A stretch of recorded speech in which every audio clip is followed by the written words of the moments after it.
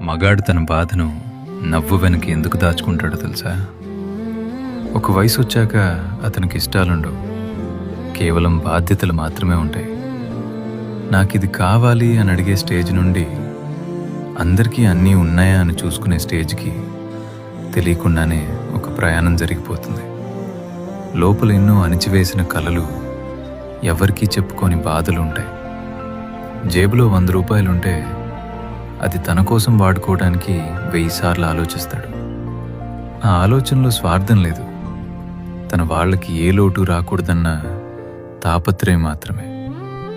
బయట ప్రపంచం ఎంత అవమానించినా ఇంటి గడప దాటగానే అన్నీ మర్చిపోయి నవ్వాలి.